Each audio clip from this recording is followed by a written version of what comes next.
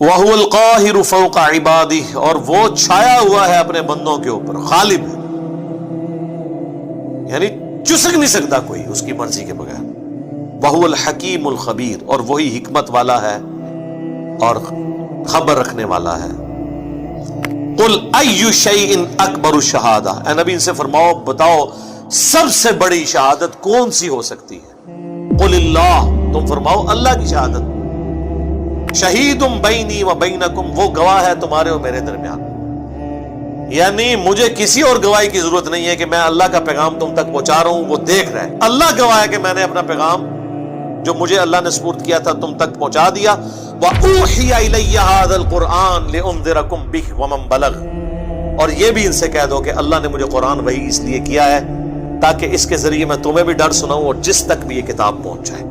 یہ وہی آیت جو ہم نے سینکڑوں دفعہ یہاں پہ تلاوت کی ہے، سورۃ الانعام آیت نمبر 19، اسی میں میرا ریسرچ پیپر ہے امام الانبیاء کی دعوت قرآن، اس کے ٹائٹل پہ یہ آیت لکھی ہوئی ہے، ریسرچ پیپر نمبر 4۔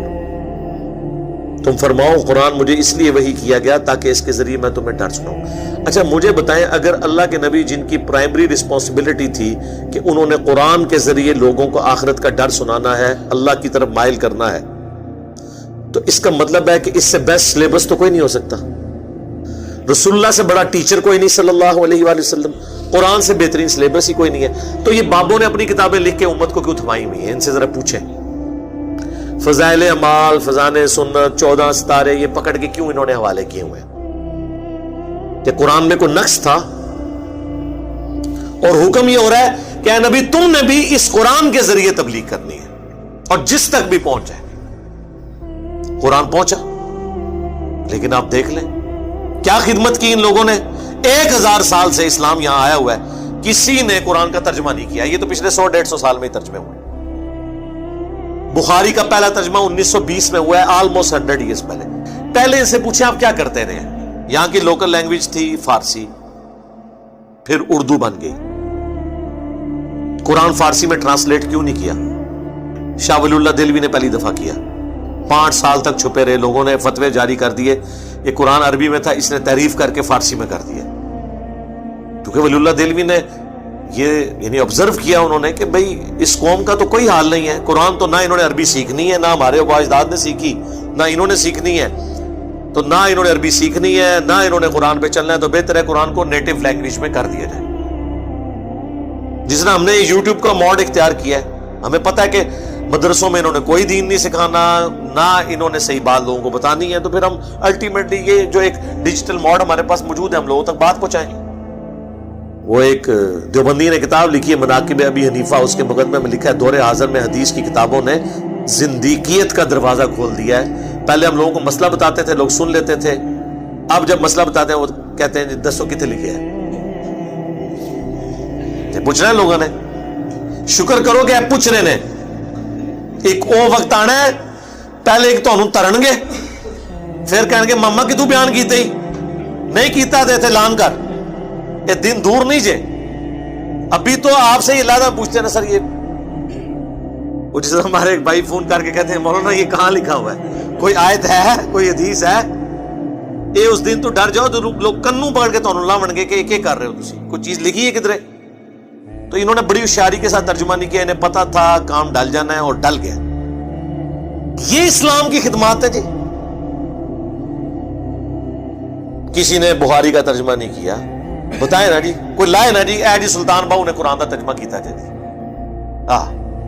ہے مزہ آ گیا تھوڑی گل تو، ٹھیک ہے نا جی۔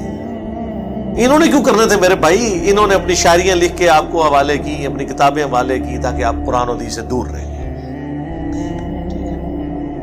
اللہ کا شکر ہے آج مبارک دور ہے، ہمیں ترجمہ کرنے کی ضرورت نہیں، ہم لوگوں کہتے ہیں پڑھو اپنے اپنے ترجمے اور بتاؤ جو پڑھتا ہے۔ یہ جو میں پڑھ رہا ہوں نا، اس کا ترجمہ کوئی بھی پڑھ لے اپنے مکتب فکر کا، کوئی شیعہ ہے سنی ہے، پڑھے اور بتائے یہ کیا توحید لکھی ہوئی ہے۔ اے نبی تم فرماؤ کہ مجھے تو قرآن اس لیے وہی ہوا ہے کہ اس کے ذریعے میں تمہیں ڈر سناؤں، تبلیغ اس کے ذریعے کروں، اور جس تک بھی یہ پہنچ جائے، میری کوشش ہے جہاں تک پہنچ جائے تو یہ پہنچ جائے، یعنی وہ بھی اسی کے ذریعے آگے تبلیغ کرے۔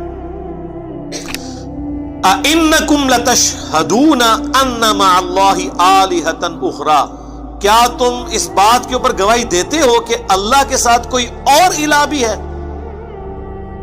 قل لا اشہد، اے نبی تم فرماؤ میں تو اس طرح کی کوئی گواہی نہیں دیتا۔ قل انما ہوا الہ واحد، اے نبی تم فرماؤ کہ وہ تو نہیں ہے مگر اکیلا یکتا الہ معبود۔ وَإِنَّنِي بَرِيءٌ مِّمَّا تُشْرِكُونَ، اور میں اعلان برات کرتا ہوں ہر اس ہستی سے جسے تم اللہ کے ساتھ شریک ٹھہراتے۔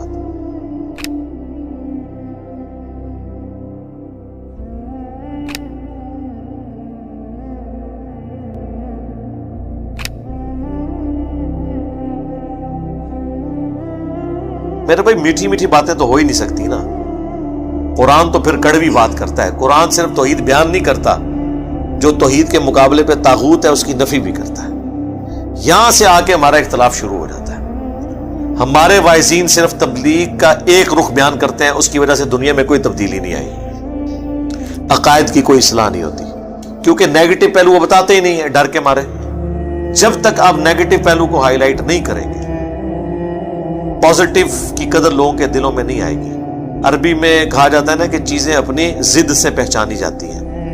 اندھیرا نہ ہو تو اجالے کی قدر نہیں آتی، پیاس نہ ہو ٹھنڈے پانی کی قدر نہیں آتی۔ اسی طریقے سے جب تک آپ بابوں کی پھیلائی ہوئی گمراہی کو ہائی لائٹ نہیں کریں گے، تب تک لوگوں کو پتہ ہی نہیں چلے گا کہ توحید میں کس لیول کا رکھنا اس امت میں ڈال دیا گیا۔